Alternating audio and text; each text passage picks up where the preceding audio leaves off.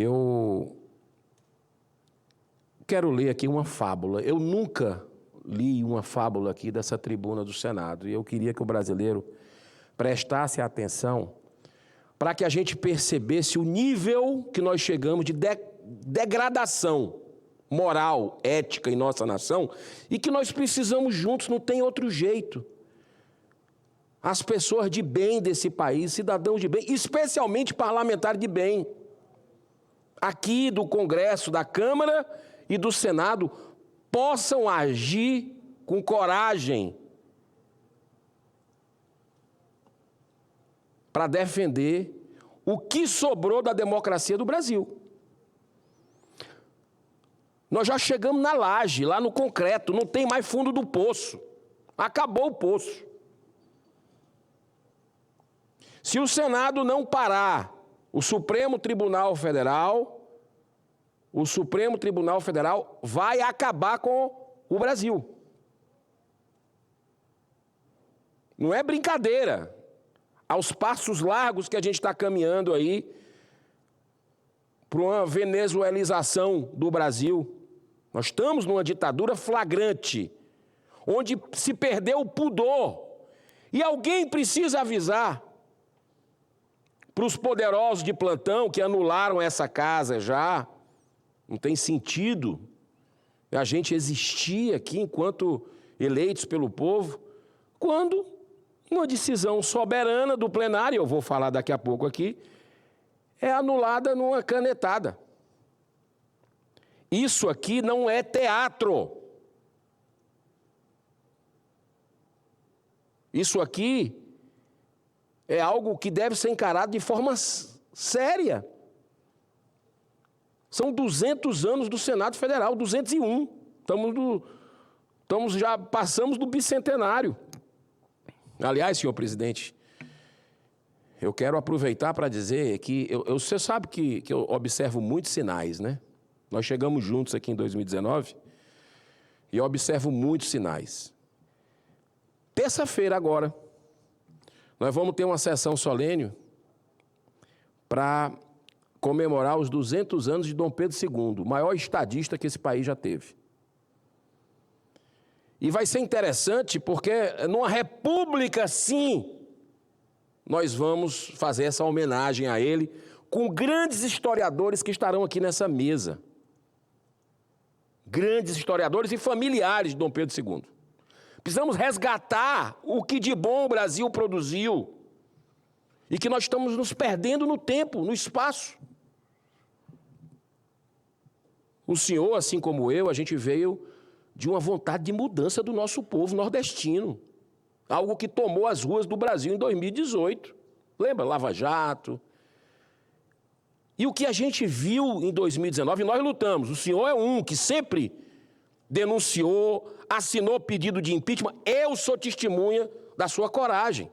Mas são poucos aqui que fizeram isso, tanto é que nós chegamos onde nós chegamos. Então nós precisamos de reforço. Precisamos de reforço. 2026 tem que mudar isso aqui. Mas será que vai ter 2026 ainda? Diante do que os Supremos estão fazendo? Ministros que não se acham deuses, têm certeza que são deuses. E essa casa que tem o poder, o remédio para parar, para dizer que não deve mais acontecer abuso, que deve ser repreendido e, inclusive, punido, ativismo judicial, político, ideológico, desse tribunal que é mais político do que nós aqui, e a gente não faz. Será que vai ter 2026? Vai ter alguma democracia? Vai sobrar alguma coisa ou é tudo faz de conta mesmo? Vamos fazer de conta, receber o salário que a gente recebe, com a estrutura daqui, 6 bi pago pelo dinheiro do contribuinte, e deixar o Brasil se acabar diante dos nossos olhos. E o brasileiro, apavorado na rua, já não basta a insegurança pública, que é crescente nesse governo, um governo que se alia política e ideologicamente com a Suprema Corte dessa nação. que, repito, são mais políticos do que nós. Lá, eu acho que tudo começou lá atrás, com esse negócio de TV e justiça. Aí exacerbou a vaidade daqueles ministros que lá estão, da maioria. E não se fala mais em autos. Tem entrevista, é política, eles só falam disso. Acabou a descrição que deve ter uma corte, um tribunal. Para que isso aqui? Vamos combinar. Para que Senado e para que Câmara? E eu vou chegar nos últimos acontecimentos, porque não para, é todo tempo, não para. É todo tempo pancada na cabeça do cidadão de bem, é todo tempo humilhação, rasgando a Constituição. E nós vamos ficar assistindo a isso? Tendo remédio aqui, já proposto por alguns colegas. Então, senhor presidente, eu vou ler uma fábula curta. O rei está nu. Conhece essa fábula? É o seguinte, é um rei extremamente vaidoso, que se importava mais com as suas roupas do que com qualquer outra coisa, foi abordado por 2 vigaristas que se passavam por alfaiates. Os impostores ofereceram-se para tecer um traje com tecido mágico, que seria invisível para qualquer pessoa incompetente, burra ou indigna de seu cargo. O rei, empolgado, com a ideia de ter roupas magníficas e de quebra identificar os incompetentes em seu reino, pagou uma fortuna aos homens que fingiram trabalhar em teares vazios. Nem o rei, nem os seus ministros, nem qualquer pessoa da corte conseguia ver o tecido, mas todos, temendo parecer ineptos ou tolos, fingiram admirá-lo e elogiá-lo efusivamente.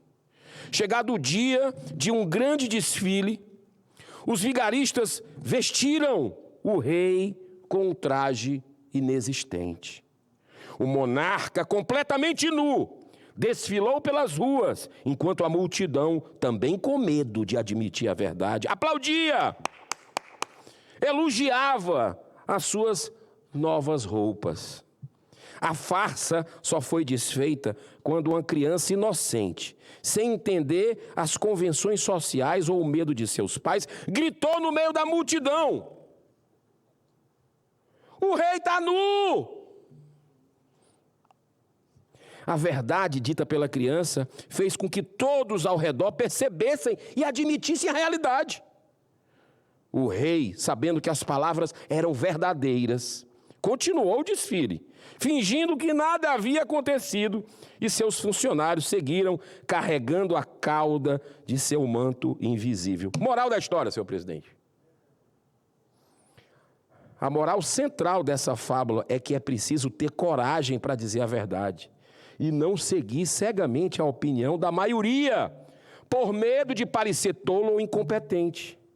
A história alerta sobre os perigos da vaidade, da conformidade social e da hipocrisia, mostrando que, às vezes, apenas uma perspectiva inocente é capaz de revelar o óbvio. Senhor presidente, o rei está nu faz muito tempo. Ninguém avisou para essa turma, não tem ninguém para avisar. E aqui se falou em hipocrisia. Hipocrisia é a homenagem que o vício presta à virtude. Essa turma não tem mais nem hipocrisia. É na cara dura. É uma coisa assim de perder completamente o pudor. Estão acima das leis. Aliás, eles se acham a lei. As leis são eles. Acabaram com a Constituição do Brasil, desse país magnífico. Aí sim, de um povo que luta, que rala para pagar cada vez mais impostos e levar o seu pão para casa, dar um pouco de conforto para a sua família. A maioria nem consegue isso. E é só aumentando imposto, aumentando, para esses caras terem privilégios, inclusive nós aqui. Para esses caras tomarem decisões, como aconteceu, senhor presidente, como está acontecendo. Dia sim, dia não, aliás, é todo dia. Agora mesmo eu vou sair daqui e vou para a Câmara dos Deputados, que estão lá querendo dar uma suspensão a um parlamentar chamado Marcel Van Hatten, do Rio Grande do Sul, que nunca teve nunca teve nenhum cabelinho de suspeita de corrupção, de desvio de emenda, de coisa errada. A perseguição é meramente política, por ele defender a anistia, defender a injustiça que está acontecendo com milhares de brasileiros de bem.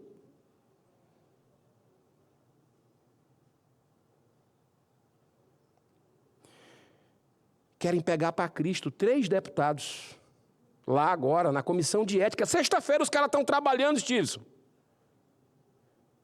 Eu nunca tive notícia recente da turma lá, está trabalhando dia de sexta-feira. Estão trabalhando para caçar os deputados. É missão dada, missão cumprida, o que a gente viu aqui na eleição de 2022. Eu estava agora há pouco tempo, senador Stevenson, num evento que começou ontem, do Instituto Brasileiro de Direito e Religião. Fui muito bem acolhido. Não pude ficar, mas participei só do início. Fui muito bem acolhido, tanto pelo doutor Tiago, como os outros organizadores. O ministro André Mendonça está chegando para fazer uma palestra lá. Ministro William Douglas, tantos outros, pessoas de bem. E a gente estava comentando lá no café a que ponto o Brasil chegou. Mas eu disse, olha, ou a gente aprende por amor ou aprende pela dor. Isso vai tornar a gente mais forte. Não tenha dúvida que esses vilipêndios vão tornar a gente mais forte. Nós vamos sair dessa. O copo está cheio, como esse copo aqui, ó, que gentilmente a equipe aqui do SENAC, que presta um serviço fantástico para nós, traz água para hidratar. Vou até tomar um golinho aqui. Mas o copo estava cheio, eu tomei esse gole. Se chegar uma gota, ele transborda. É como o Brasil está. O que é que precisa acontecer mais para a gente acordar e ter a inocência dessa criança e dizer a verdade? Todos nós em coro, principalmente quem tem autoridade